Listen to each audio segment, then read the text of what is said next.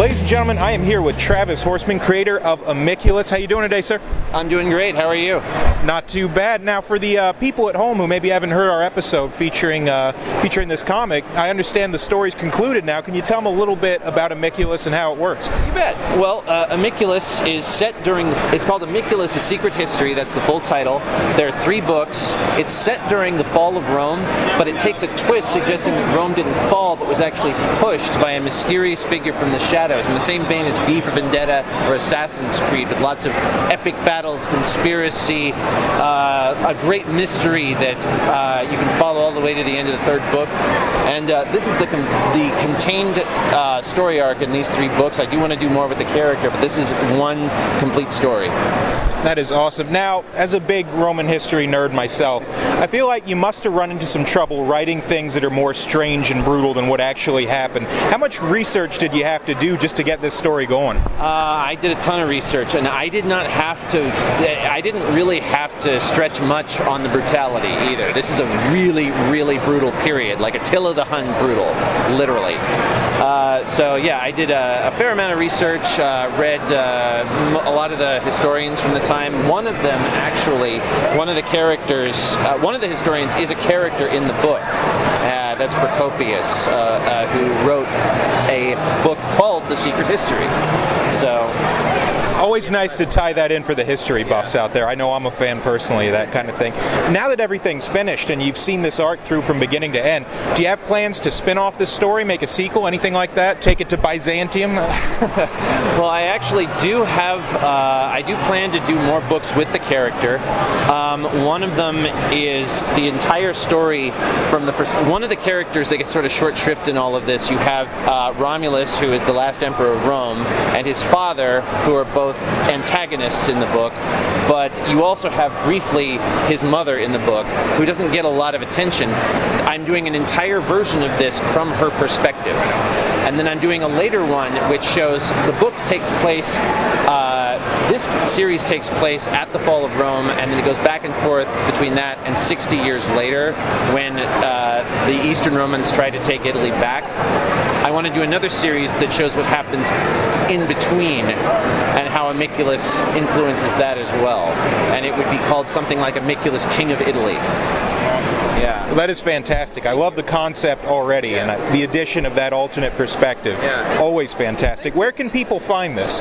Well, at cons, of course. It's here at Wizard World all weekend. I have a platform on Amazon that I also sell through. It's through my website, amiculusrome.com. And I also sell it at a couple of local comic stores here in Columbus. Laughing Ogre has copies you can pick up there, too.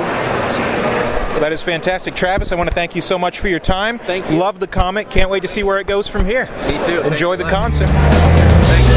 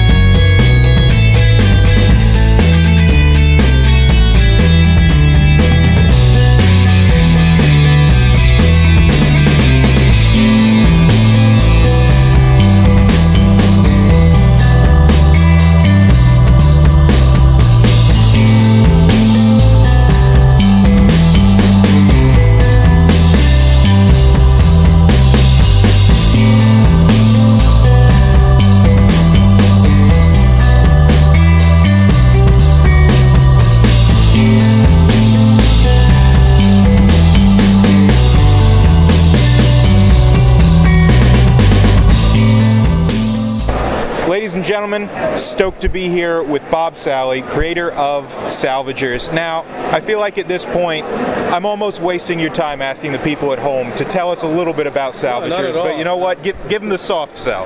Salvagers is Star Wars meets Sanford & Son. They are the cleanup crew. They work for a company that commissions crews to go out and clean up junk in space, whether it's high-grade missiles or just a space station that has gone abandoned. And it's obviously it's a dangerous galaxy, so the life expectancy of a salvager isn't always that high, and we're following in Salvagers Abandoned Cargo and Wreck Raiders, we're following this crew. We got a captain, a pilot, a demo guy, and a tech guy, with the ship having artificial intelligence, and they're just out there, just, you know, this isn't what they want to do for a living, but this is what the universe has dealt them through different things that they have done in their past.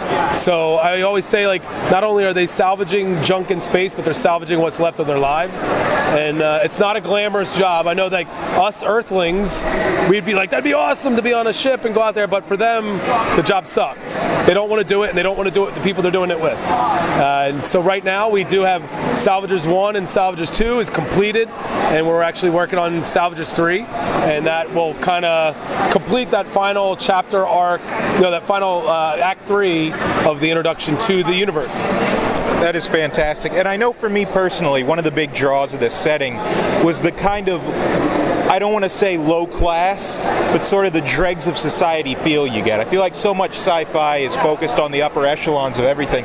What attracted you to the idea of giving them this dirty job?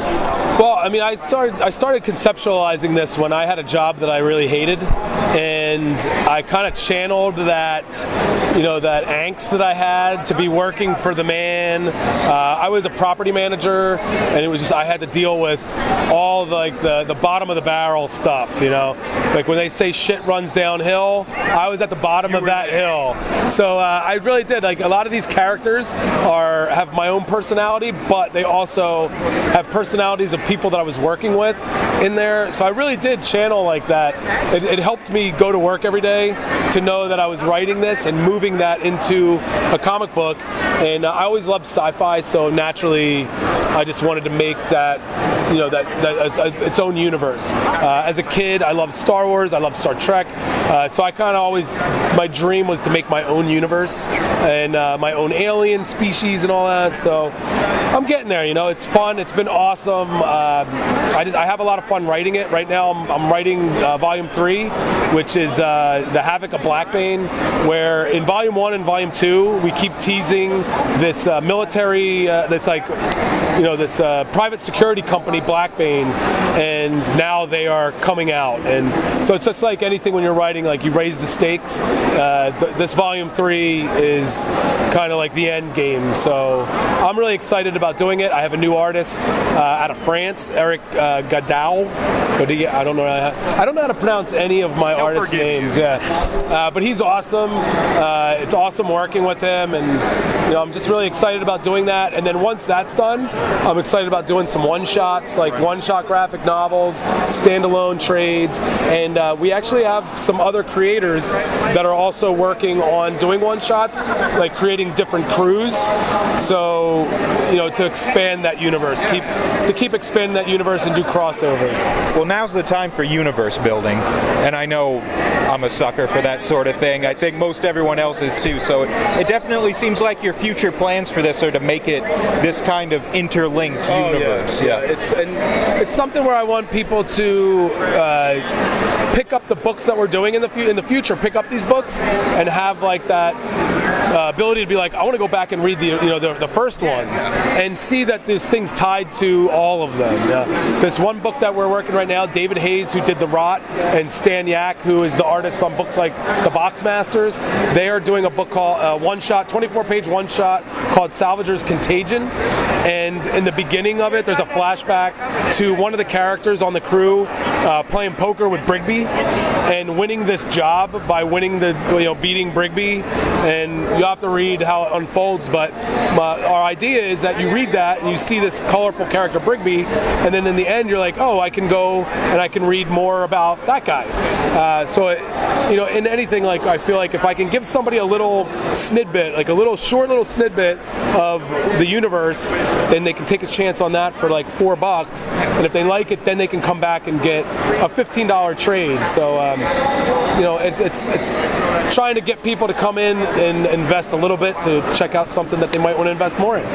If I wasn't already sold, that would get me. So, hey man, I want to thank you so much for your time. Thank you guys. I love your show. It's been ages ages. Yeah. I think since I've been on it, so I'm glad to be back on, and we'll have to do a time where I can jump on for a full podcast. Absolutely, we will. Well, Awesome. Bob, thank you so much. Thank you. Keep up the great work. It's hard to overstate what a fantastic series you got. I really appreciate it. I appreciate all you guys do for me as well. So That's our pleasure. thank you. All right.